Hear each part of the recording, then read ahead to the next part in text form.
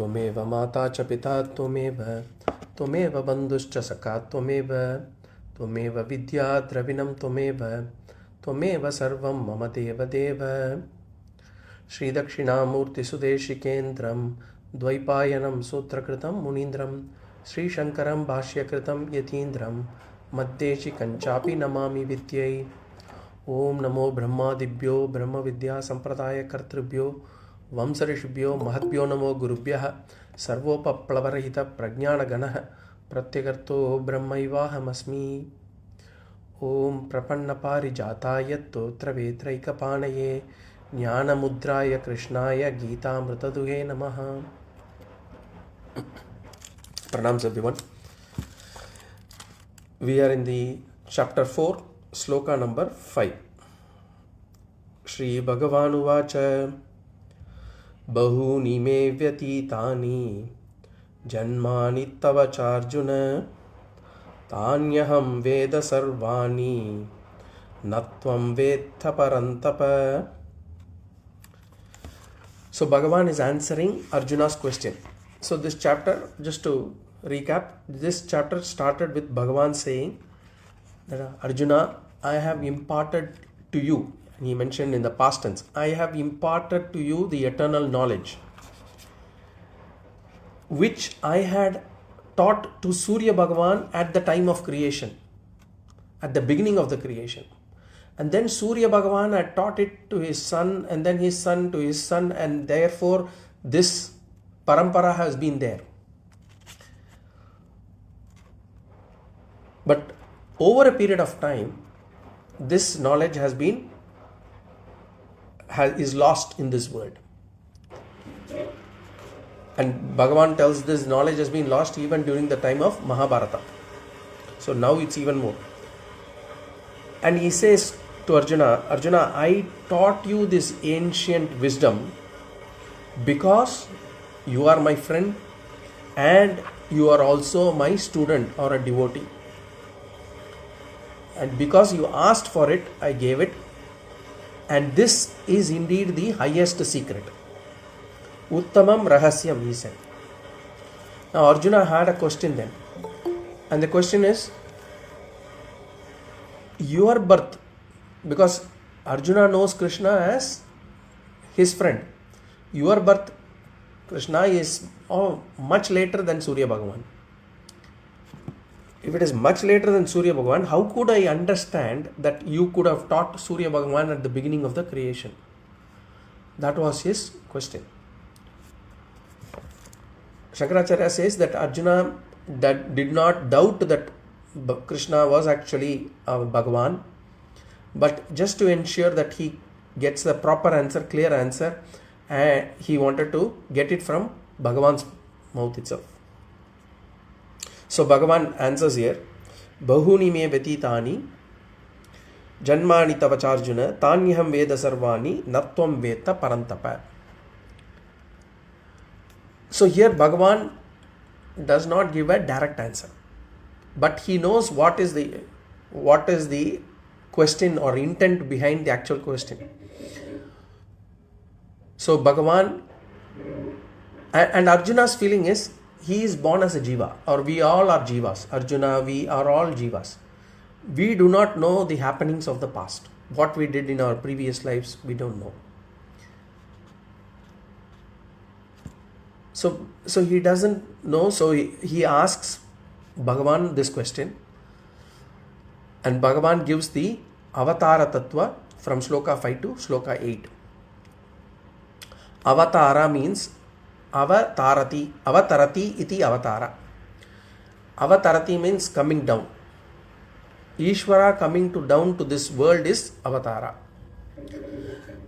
Now before we go into this Sloka, we will do a vichara on Avatāra, and then we will come back to Bhagavan's points on Avatāra. Now this Avatāra, we would have heard about this term in various Puranas. It is not a new term for us. And what have we typically understood? We have typically understood that Avatāra is a body taken by Ishvara. For example, Bhagavan Shiva took the Avatāra of Dakshinamurti and gave Vedanta Upadesha to Sanakadi Rishis through Chinmudra, through silence. That is one example of Avatāra. And every Puranas have various Avataras of not just Bhagavan Vishnu. We have for all Ishtadevatas, we have lots of Avataras. They take a body and come to the world. And the bodies that the Ishvara takes can be seen in various ways. We can see it from here two ways. One is Dharma Drishti and the other one is Karma Drishti. Now, before we come to Dharma Drishti, Karma Drishti, we'll take an example.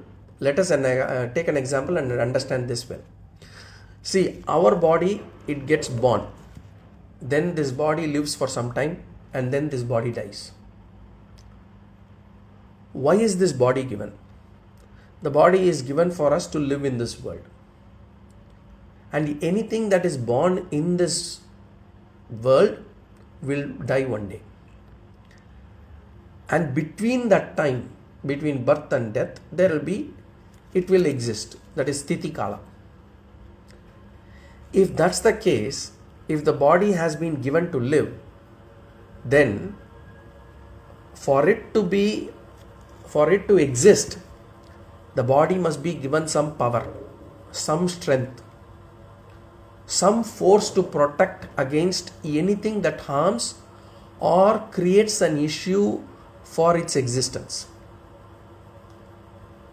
So the body must be given some amount of defensive force for it to be able to exist in this world. Now, when will that power be evident to us? Only when there is a need for protection. Only when there is a need for protection, this power comes to the fore. In other times, it will be dormant. For example, if something is fed through the mouth, it is natural that it goes into the stomach and it gets digested.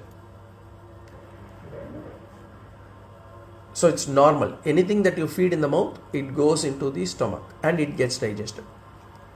But what if we feed it with something that can harm the body, so that something can damage the body?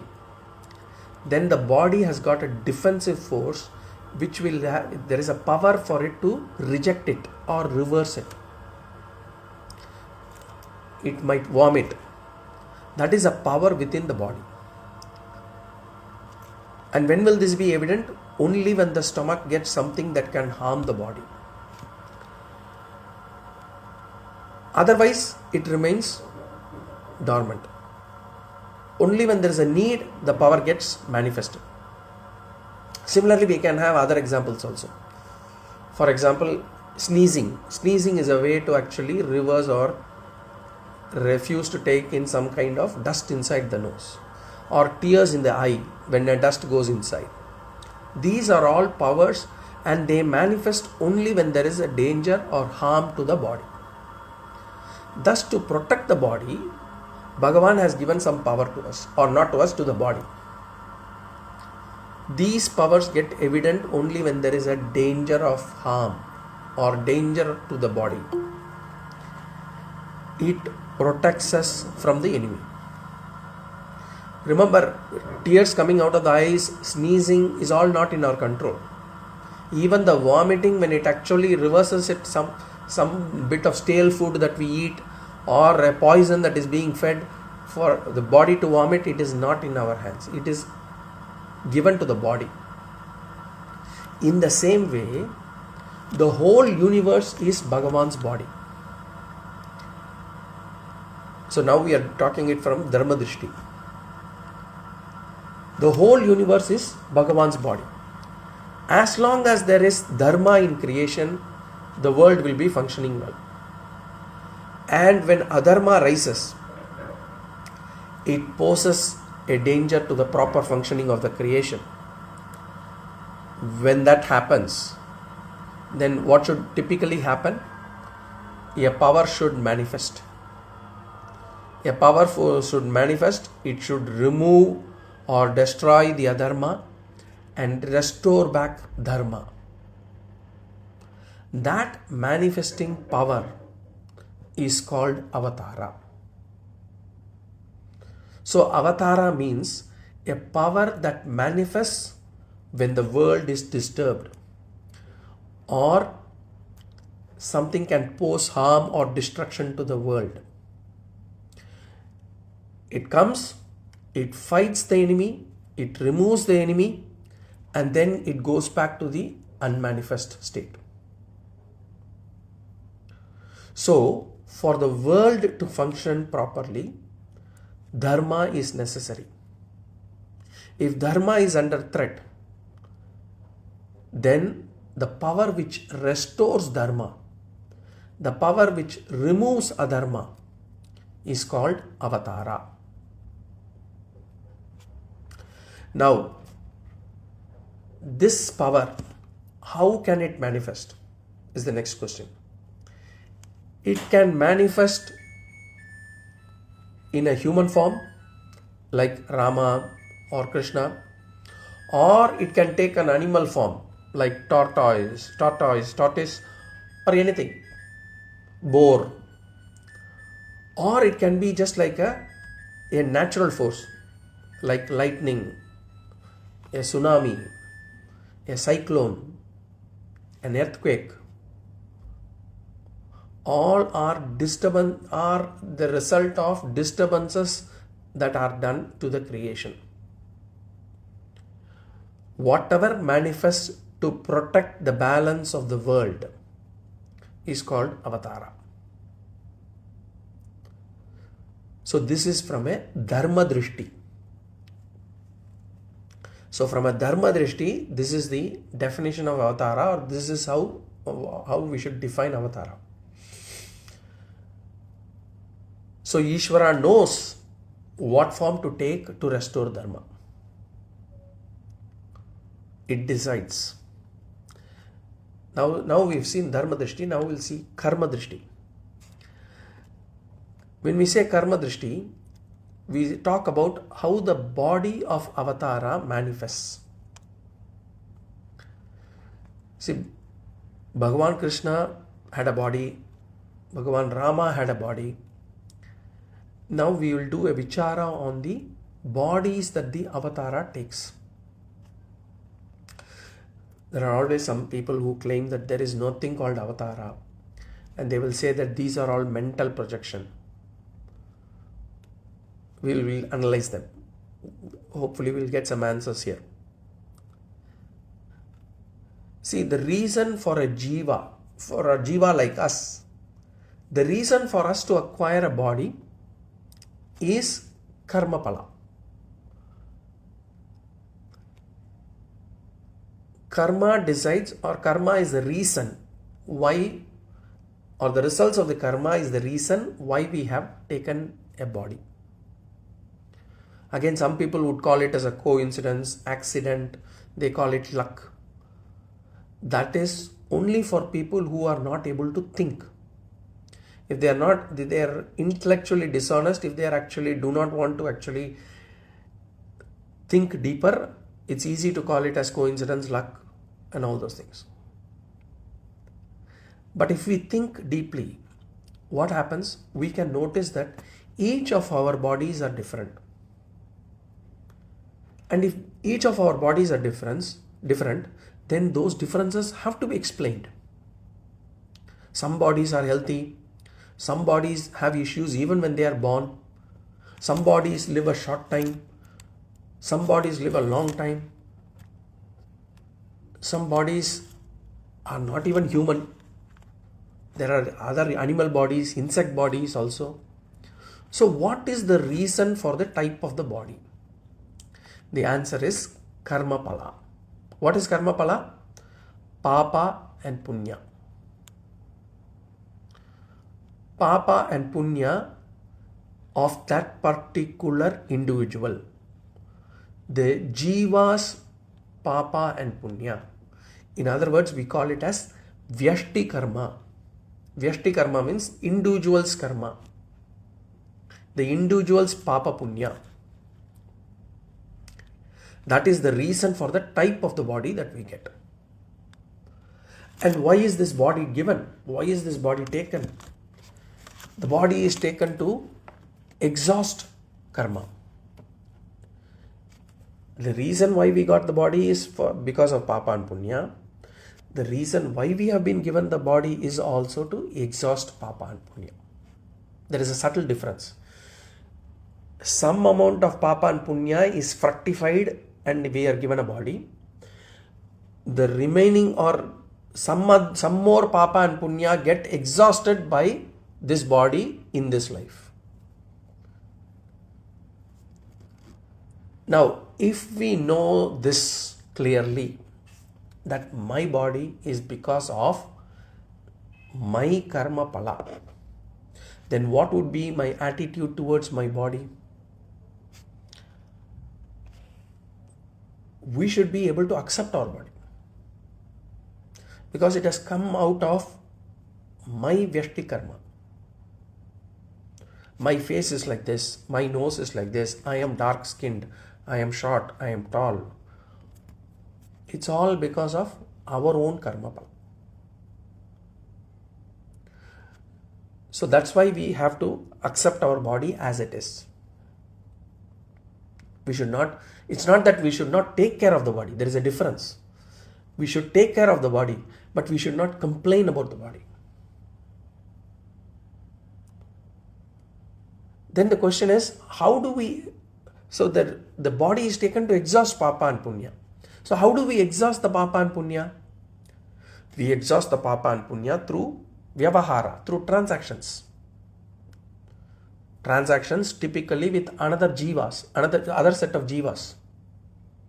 Wherever there is a transaction, there is another jiva involved. It could be an animal, it could be an animal body, jiva inside an animal body, it could be jiva inside a human body. But there is another jiva involved. And what is the first jiva that we get involved immediately on birth? The first jiva or the first set of jivas are the parents, mother and father. They are the first sambandha. Then this jiva has vyavahara with many other jivas, brothers, sisters, neighbors, friends, spouse, children, in-laws, all those things. When Shastra says that a jiva's birth or the jiva's body and the jiva's birth is dependent on vyashti karma, body is dependent on vyashti karma, but the birth is dependent on samashti karma. Samashti karma means collective karma. Vyashti means individual, samashti means collective. Vyashti karma decides the body, samashti karma decides the parents. Because that this jiva is supposed to have this mother and this father as parents, and for that mother and for that father, this jiva has to be the son or daughter, is based on samashti karma. Collective karma. And the karma works in such a way that the vyashti karma and the samashti karma, they work together. They work together in a well-coordinated manner. Ishvara's karma does not err, does not go wrong. There is no failures. Absolutely no failure. In fact, there is a sloka that which talks about how every karma goes exactly to the right jiva. It says just like, and the sloka says just like a calf, there is a herd of cows, a big herd of cows, and then you release a calf. The calf will be able to locate its mother without any mistake, however big the herd is. It will be able to go to the mother. It will be able to locate its mother. In the same way, the karma will come to the right jiva without any mistake. So thus, when the karma of the two jivas work together, vyavahara takes place.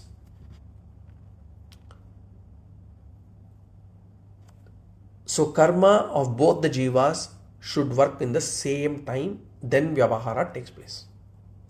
If one of the karma has not fructified yet or has not happened yet, then the karma of the other jiva will wait. It will wait until the time when the karma of the other jiva is also going to fructify, and then this will also fructify. That is why the birth of jiva itself could wait. Some people will say, you don't have a next birth for, they say, seeing the horoscope, you don't have the next birth.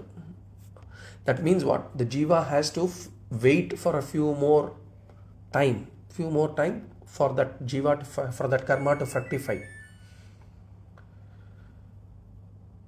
So only when the karma of both the jivas fructify, transactions or vyavahara will take place. So for any jiva to be born, both the vyashti karma, the samashti karma has to work together. And when we say that, it means papa and punya. For us to do this, we have to believe in Shastras. Can we prove this? No. This is according to Shastras. We cannot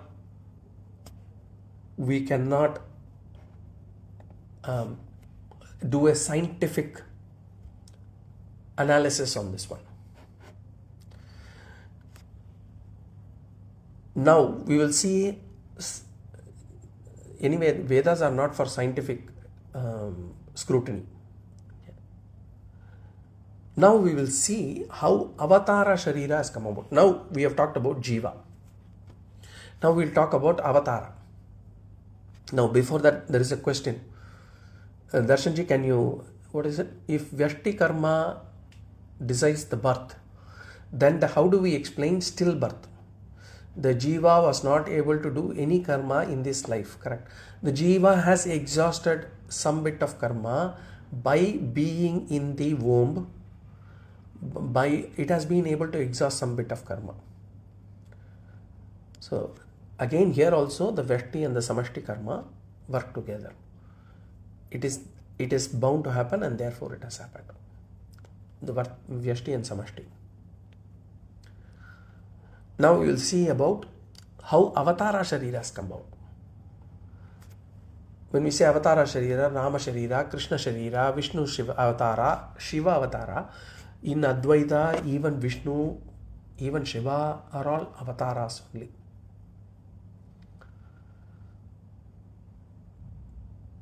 If the Sharira is born out of karma,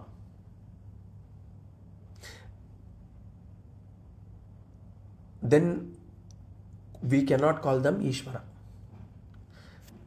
This body is born out of karma, then it cannot be called as Ishvara. And a Sharira cannot happen without karma also. And if it happens through karma, it cannot be called Ishvara Sharira. So how do we reconcile this? The reconciliation happens in the way that Avatārās do not have Vyashti Karma. There is no individual paapa-puṇya, but they have Samashti Karma.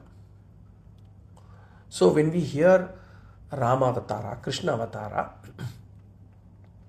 the Avatāra does not have paapa-puṇya.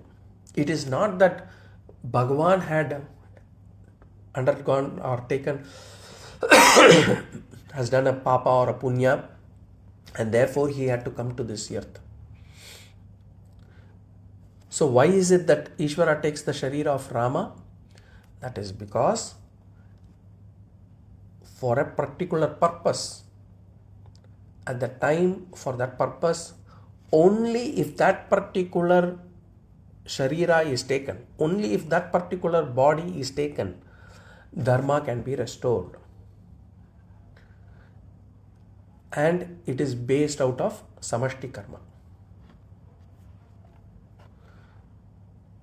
Let's take Rama's example. Ravana had got a special boon. There is a sloka in it says Ravano Manushat Anaishit Avadyatvam Tato Anujaha Nidravatvam Ya Chaya Nidra Kumbhakarno Vrinitache. Ravano Manushat Anaishit Avadyatvam. See, Ravana had asked for a peculiar boon. And what was that boon? He said, nobody other than human being should kill me.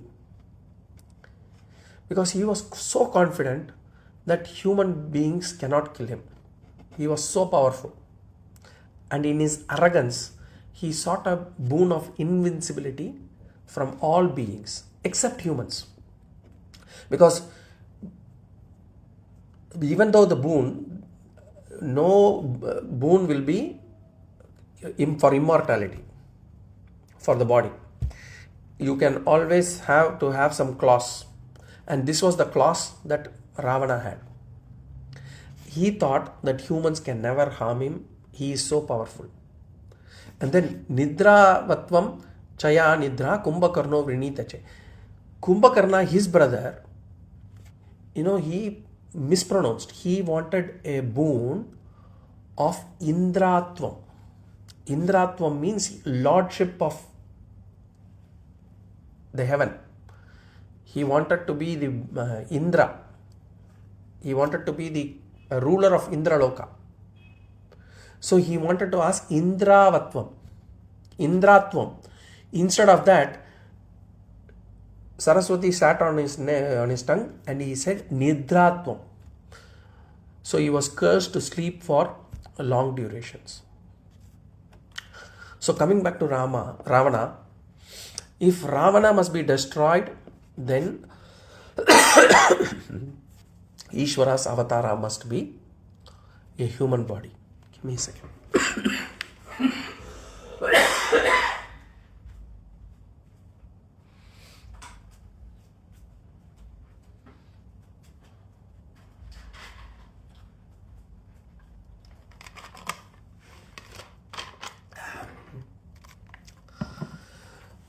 Similarly, you would have known Hiranyakashipu had prayed that he cannot be killed by humans or animals. Therefore, different people, they want to escape death, and for that they ask for boons, different Rakshasas. And so Bhagavan had to take as a body because of Samashti Karma, and that body which will actually work for restoring dharma. So in the case of Ravana, Ishvara took the body of a human. In the case of Hiranyakashipu, Ishvara took the body or form of Narasimha. So the Jivas and the universe decide the Sharira of Ishvara. Therefore, Samashti Karma decides the Avatāra Sharira. And how will the Avatāra be? It will be just like any other Jiva. There are many confusions in the society today. Some people claim that they are Avatāra. They themselves are Avatāra. So the question is, can anyone with extraordinary Siddhi means power, if anybody comes with an extraordinary Siddhi or power, can they be an Avatāra? The answer is, just Siddhis alone do not prove that body is Avatāra. Because even a human being can attain those Siddhis by following certain sadhanas. In fact, many of the Rakshasas attained a lot of Siddhis by following sadhanas. And therefore, it does not prove that having siddhi alone will make a body, avatara body. Next question is, can there be limitations for an avatara? And therefore, can limitation disprove an avatara? Limitations also does not disprove avatara, because certain avataras, at least certain avataras, showed certain limitations. For example, Bhagavan Ram is said to be and accepted universally as Avatara. But in the story, in the Ramayana, we can find several things which can be taken as natural limitation. They say Rama had sent people in search of Sita. One can argue, if Avatara is Sarvajna, if Ishvara is Sarvajna, why not send Anjaneya directly to Lanka? Why send so many people all over? And if Avatara is so powerful, why should he build a bridge? He could have easily walked over the ocean. Or he could have just been in Lanka just by his thought. So there are certain limitations. And even though there are certain limitations, we accept Rama as Avatara. And just by having limitations alone, you cannot disprove an Avatara. Just as having siddhis or powers does not prove them to be an Avatara. Rakshasas had a lot of siddhis. So this alone will not prove or disprove an Avatara. So the next question is, can we recognize an Avatara? Answer is no. We cannot recognize.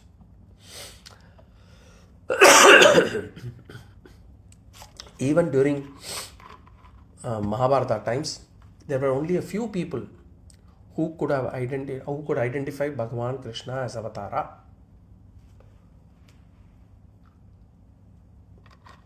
In fact, Duryodhana, he thought Krishna was a Mayavi, was a magician. Here too, maybe Arjuna didn't know Bhagavan was an Avatara, and hence this question has come about. Or he wanted Bhagavan to explain the concept of Avatara, he wanted to hear it, and therefore he asked this question. Nobody will know, only Ishvara knows.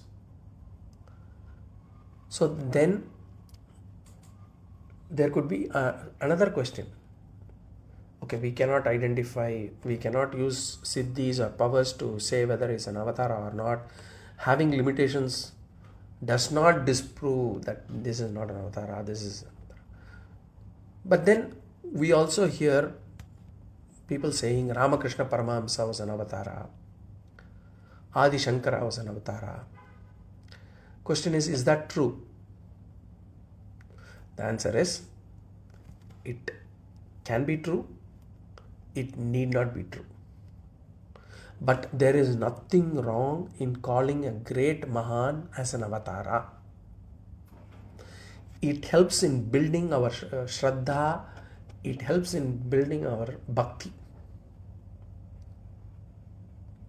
If we look at Adi Shankara, he had done enormous work before the age of 12. Before the age of 12 and before the age of 32, he had done enormous work. Many people start their thought process only at that age. We are still immature in the 20s. We start thinking clearly, a little bit clarity comes only in mid-30s. But Adi Shankara had accomplished so much. The number of bhashyams he had written, the number of stotras he had composed, the distance he had travelled, the knowledge that he had, the number of debates he had won. So he had accomplished so many things for Dharma within that age. that makes us realize that there is something superhuman power here. And we will have to take that power as Avatara only. Or we can say Ishvara manifested that power through that Jiva. In fact, we will see later in later chapters, there is a Vibhuti Yoga. Every power that we have, every skill that we have, every knowledge that we have gained is all an expression of Ishvara's Vibhuti only. We cannot claim it to be ours. Bhagavan will say that later. We'll come to that later. So, it is Ishvara's power or that manifests through that Jiva. Next question about Avatara is, do we need Avatara for spiritual growth? Do I need to have an Avatara? I need to accept somebody as an Avatara. Only then I will be able to grow spiritually. The answer is, if we want to accept somebody as Avatara, we can. If we do not want to accept somebody as Avatara, we need not. Because for our purification, we require an Ishvara puja, an Ishvara in form to start with. And an Ishvara in form, there are multiple forms of Ishvara already. We have Rama, Krishna, Devi, Shiva, Dakshinamurti, Ganesha, Subramanya, so many forms. We have a wide variety of forms in our culture. We can use them. And we do not require this Avatara for Chitta Shuddhi.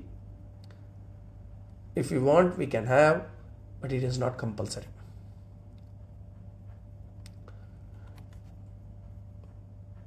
What about spiritual knowledge, growth, and all those things? Do we need?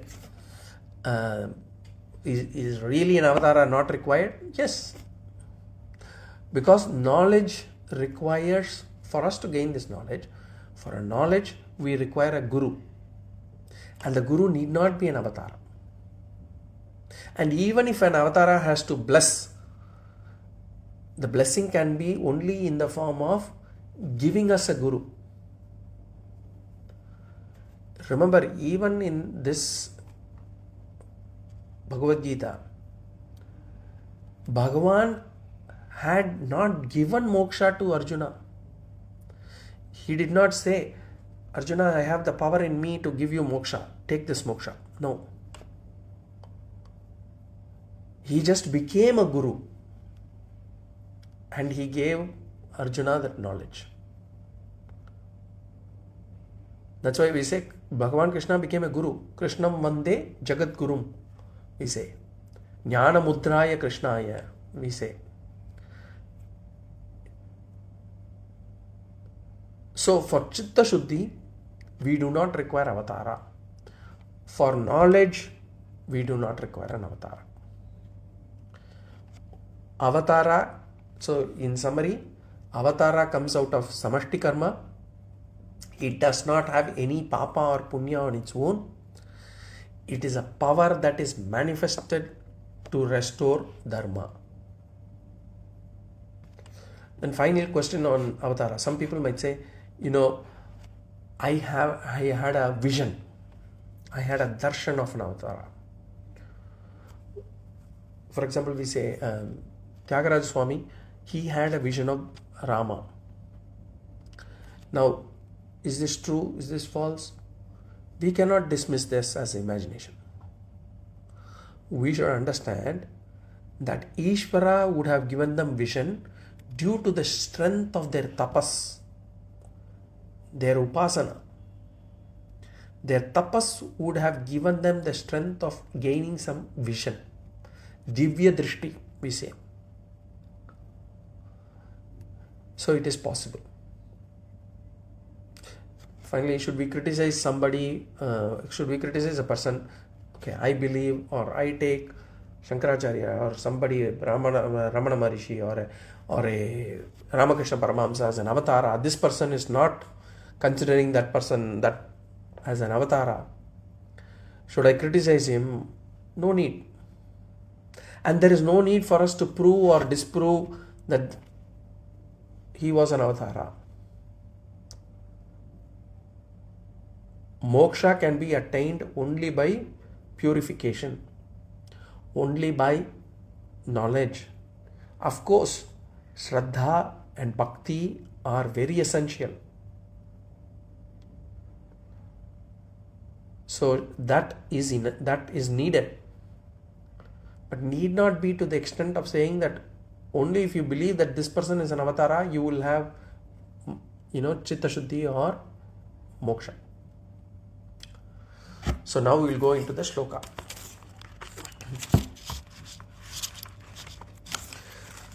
Bahuni me vyatitani janmani tava Arjuna. First of all, Sri Bhagavanu Vacha. Bhagavan Krishna's answered. Bahuni me vyatitani janmani tava cha Arjuna. O Arjuna, O Arjuna, bahuni janmani. Many births. Bahuni janmani. Many births. May. Bahuni may. May means of mine. Many births of mine. Vyatitani. Vyatitani means have gone by. Many births of mine had gone by. That's what Bhagavan says. In Bhagavatam itself, we would have seen so many births taken up by Ishvara. In Bhagavatam, it's not 10 Avatārās. There are so many Avatārās of Bhagavan. So, Bhagavan says, I have taken many Avatara Shariras. Cha tava Arjuna. Cha tava means as well as you, as well as of yours. You have also taken many births. So, Bhagavan says to Arjuna, I have taken many births. You have taken many births. So here, when Bhagavan says, Arjuna, you have taken many births, this is a pramana or a reference for us about rebirth. Is there rebirth? Where is that question given? Where is the rebirth given? Bhagavan says, Arjuna, you have taken many births. As a Jiva, you have taken many births. So, Bhagavan says, many births of mine as well as yours have gone by.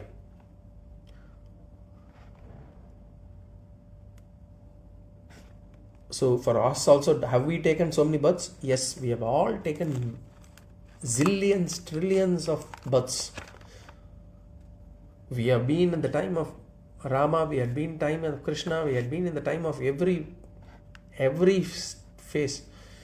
We would have been even at the time of when they say that there was only dinosaur. Even if they say there was only dinosaur, we would have taken a body of an insect or an animal. We have all been there for so many janmas. And only to come out of this cycle, we are studying this. We want to get moksha, we want to come out of this cycle, and therefore we are in this path. So Bhagavan says, there have been many births for you, many avatārās for me. Then in the second line, Tānyaham veda sarvani natvam vetta parantapa. Aham veda. Aham veda. Bhagavan says, I know. Tāni sarvani. I know them all. Bhagavan says, I know what are the avatārās I have taken. Tvam na veta. You do not know. Parantapa, O Arjuna. So Bhagavan says, as an Avatara, I know what are the bodies I have taken. But as a Jiva, you don't know what are the bodies you have taken. So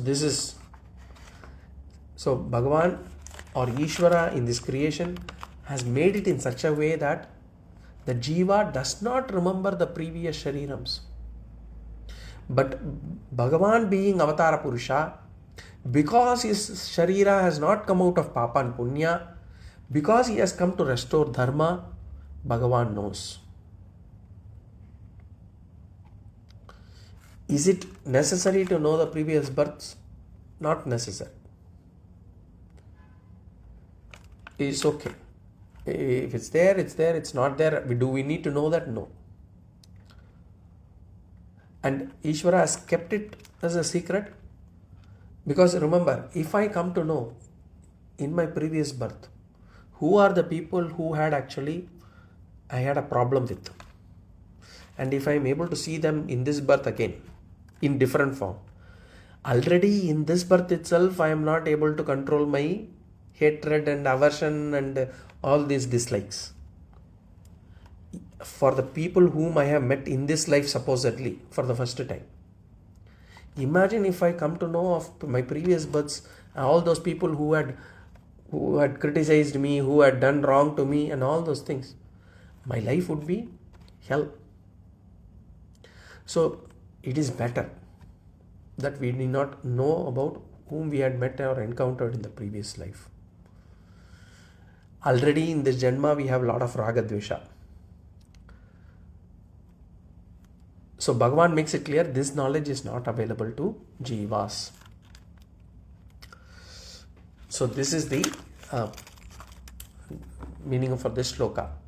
Now we have two extremes. One set of extreme who believes, or one who does not believe in rebirths at all, who believes that this is the only body, only life. After all, this is only life, they say. And then there is also another extreme of people who wants to know every previous birth of theirs. So Bhagavan answers for both of these people here in this sloka. He says there are rebirths and you will not know them. That is the essence of this sloka. Now we will go to sloka number 6.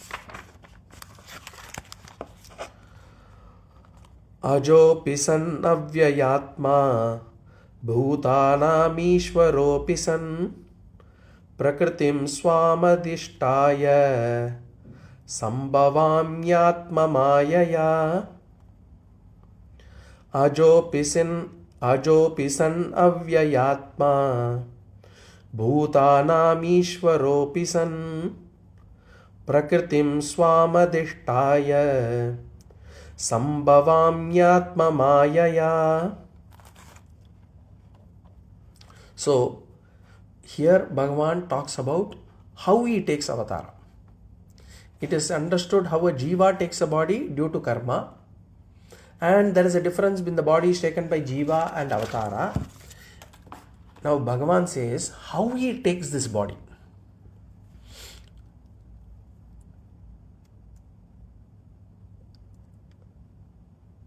Bhagavan says Maya. But remember, Jiva also takes the body due to Maya, but from that Maya, it is only the individual's paapa-puṇya which decide the body of Jiva.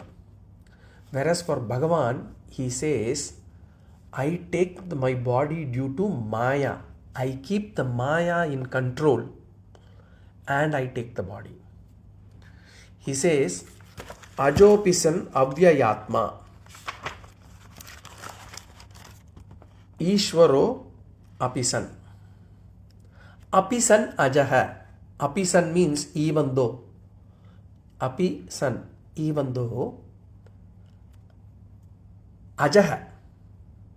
Even though I am birthless. Ajaha means janma, ajaha means birthless.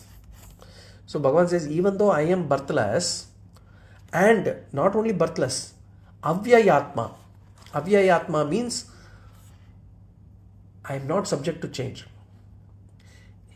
In other words, only if things change, it will die. And because it is not subject to change, there is no death also. So Bhagavan says, even though I am birthless and I am deathless, I am going to take a body. And he says, Bhutanam Ishvaro api san. Bhutanam, among the beings, among all the beings, jivas, among all the lives in this world, api san Ishvaraha. I am the Ishvara. I am the Ishvara of all the beings. So Bhagavan says, even though I am birthless, even though I am deathless, even though I am the Ishvara of all the beings, that's in the first line. Then the second line, Prakritim swamadhishtaya sambhavamya atma mayaya. Adhishtaya. Adhishtaya means by resorting to or by keeping under control. Adhishtaya. What is he keeping under control? Swam prakritim. By keeping in control, Bhagavan says, again he says, my maya. By keeping in control my maya, sambhavami. Sambhavami means I take birth or I appear. I appear or I take birth or I take an avatara. Through what? Atma mayaya. Again, Atma means my. Mayaya means maya. Through my own maya, I take birth or I appear. So the second line is, I appear through my own maya by keeping control of my maya, by resorting to my maya. Remember, Jiva also, as I said, takes birth because of maya. The whole Sharira, the whole world is maya only. But Jiva, it is different. A Jiva also takes birth due to maya, but Jiva is not in control of maya. Maya decides the body of Jiva. Jiva is a slave of maya. Whereas Ishvara also takes body or takes birth due to, we can't say birth, but takes an avatara due to maya. But Ishvara is the master of maya. So that is the meaning of this shloka. We will do some vichara on some words in this verse. Ajaha, birthless. What is birth? Shastras have given many explanations. One explanation is, what is a birth? As I said in the last two classes before itself, when we discussed about soul, what is soul and why we should not use it soul as it can be very misleading.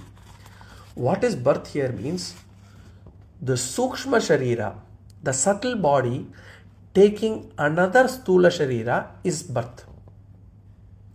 What is sukshma sharira? Our mind. What is the sukshma sharira made of? Panchabhutas. Remember, it's also Panchabhutas. The sukshma sharira or the jiva as it is called, when it takes another physical body, it is called as birth. When Bhagavan says, I am birthless, it means, he says, I am not a sukshma sharira jivatma. Bhagavan is the Ishvara of the entire Prakriti. I am the master of all the Panchabhutas. How can I take birth? So this is one way of explaining birth. So Sukshma Sharira taking another Sthula Sharira. Another definition of birth is Chetanasya Achetana Samyogaha Sambandha. Chetanasya Achetana Samyoga Sambandha. Whenever there is a relationship between conscious principle and an inert principle. Remember, the Atma which comes into a relationship between Sukshma Sharira or a Sthula Sharira is called as birth. By nature, Sukshma Sharira and Sthula Sharira are inert, Jadam.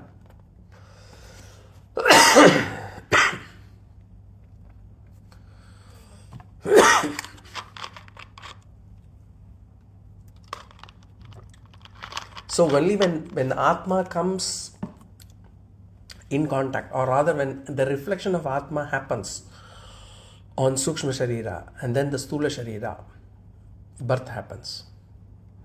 And Bhagavan says, I am Chaitanya Swarupa, and therefore there is no need for me to get into a relationship with any inert principle for me to be born. But then I still take birth, or I still take Avatara. The second word we have to know is Avyayatma.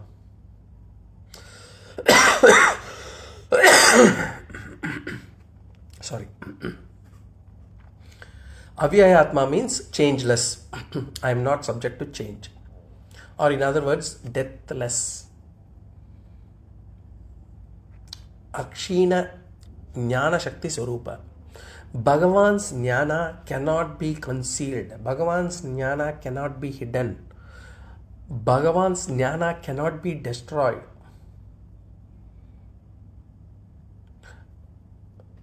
Bhagavan has got the knowledge which cannot be buried. Shastras say the Maya, or other words, it's also called as Avidya. This Avidya has two powers. One is Avarana, and the other one is Vikshepam. Avarana means power to conceal. The Maya has got a power to conceal, and Vikshepa also. It's also got a power to manifest.